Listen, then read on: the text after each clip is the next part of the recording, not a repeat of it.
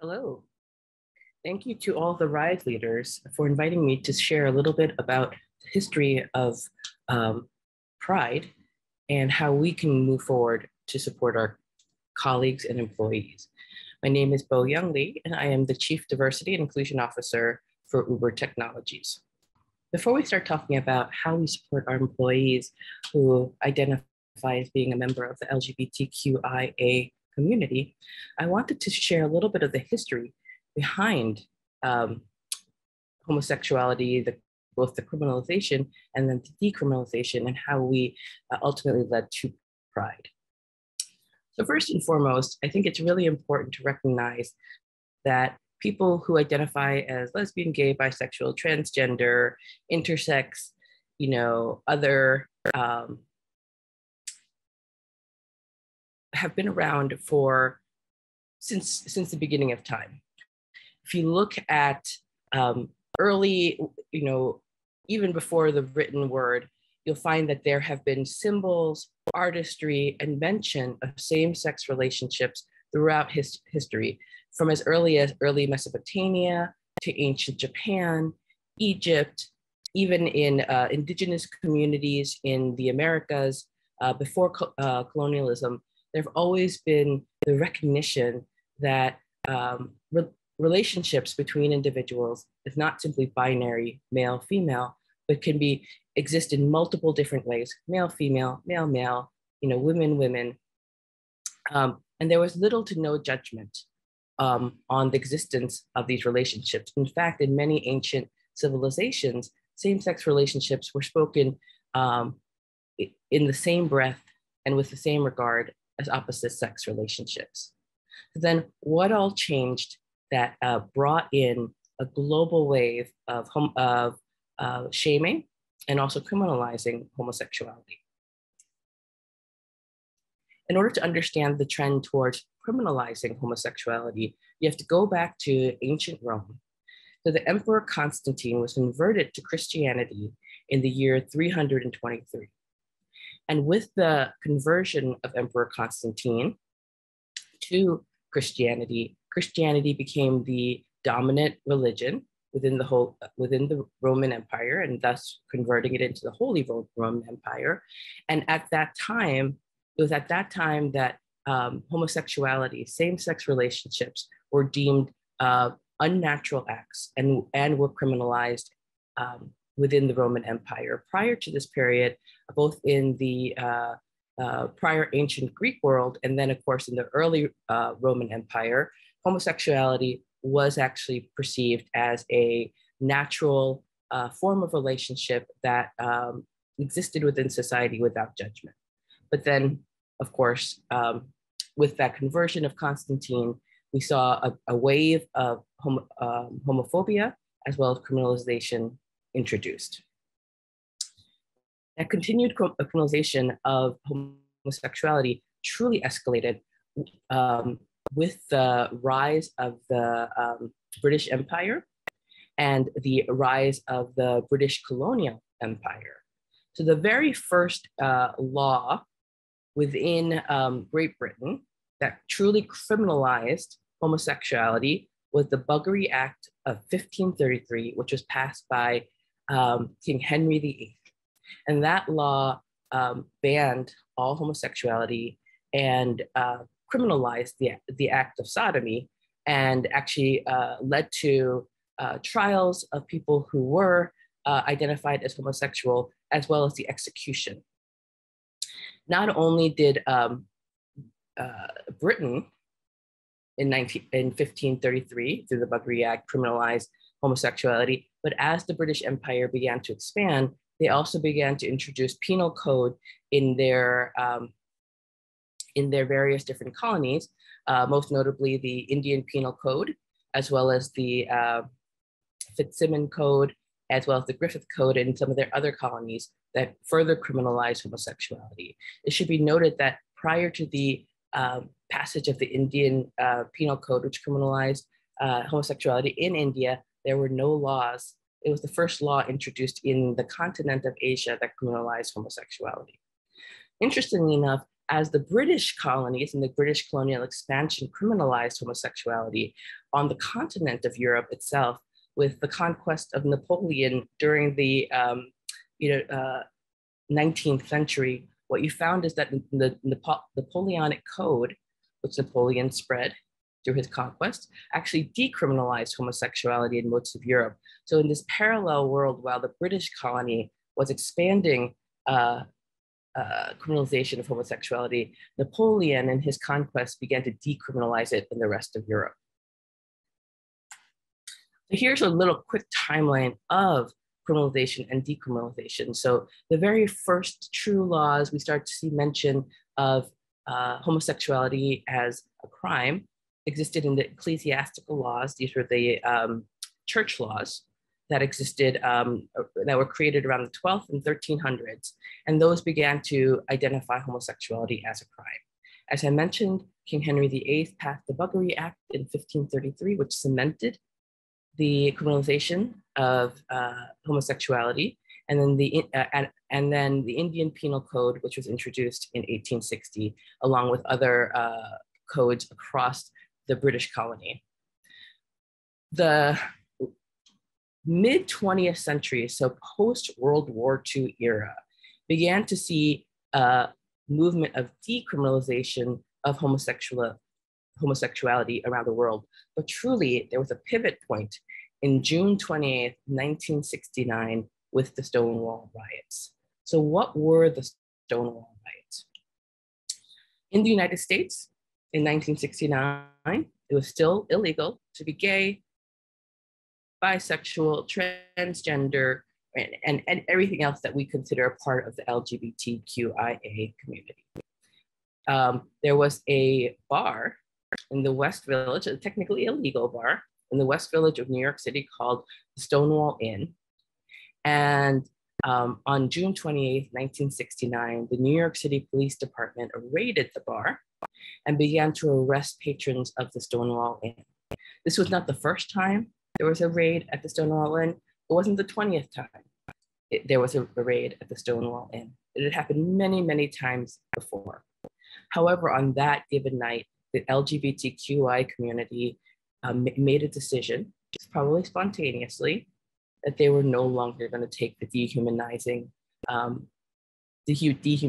that came along with being gay. So history doesn't know who threw the first stone, but as patrons were being gathered and corralled inside and outside of the Stonewall Inn on that fateful night in 1969, someone decided to take a brick and throw it through the glass front wall of the Stonewall Inn, and thus began a multi-night riot where members of the LGBTQIA community descended upon the West Village in New York City to begin what we now know as Pride. And I included this image here because right now in our modern era, Pride is primarily seen as a festival, a celebration. But I always like to remind people that Pride actually began as a revolution. It began as a riot. It began with angry, gay, lesbian, bisexual, transgender people who had enough with being dehumanized, refused to accept that, and began to fight back. That is the early history of Pride. And I think that that part of Pride should never, ever be erased, because you will never party your way into change. You have to fight for change however possible. So with the events of 1969, it began the Pride movement. And that is why now June is considered Pride Month, because obviously the events at the Stonewall Inn began in June of 1969. So as we began to see LGBTQIA acts being decriminalized, we also saw an acceleration of not only the acts being decriminalized, but also movement towards protecting people who were a part of the LGBTQIA community. We started seeing gender identity and sexual orientation being treated in the court system similarly to gender and race, ethnicity, disability in terms of discrimination lawsuits, both in society as well in the workplace. And then finally, we started seeing, I think, one of the monuments of equality for the LGBTQIA community. We began seeing a movement to recognize same-sex marriages. The first law, the first country to recognize same-sex marriages was the Netherlands in December of 2000. And from that point forward, we began seeing a cascade of countries, predominantly in Europe, North America, but we also started seeing momentum through Asia, through Australia, and as well as South America, watching same-sex marriage being recognized. Now, same-sex marriage is still not recognized in India itself, but we do know that with some recent court cases in India that has fully decriminalized same-sex relationship. Hopefully that will be in the future for same-sex relationships in India. Now, what's the next frontier now that same-sex marriage has been passed in many other places? Well, the next frontier is a little bit hard to articulate because one of the things we have to actually realize is that there's still a very inconsistent level of acceptance of the gay community around the world. And through this map, you'll see here, you can still see that in many parts of the world, predominantly in the Middle East, but also in Africa and certain areas of Southeast Asia, it is still a crime to be gay, lesbian, bisexual, transgender in many parts of those worlds. And not only a crime in many parts of these worlds, it is actually a crime punishable by up to death. We still have a long ways to go before we find true equality for the LGBTQIA community.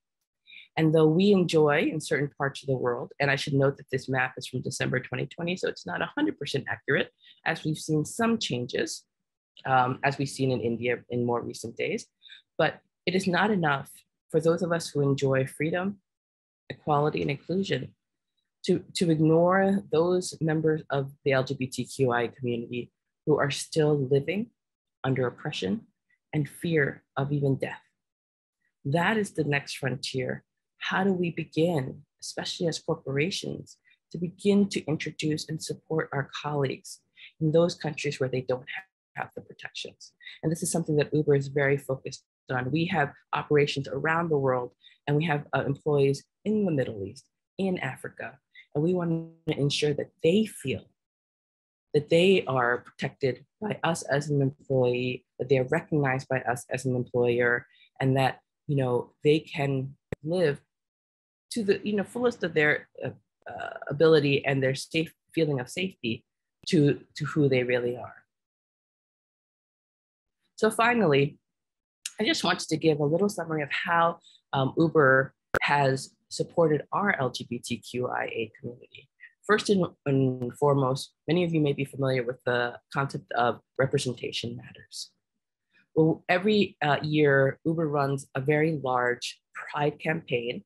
And in past years, we have actually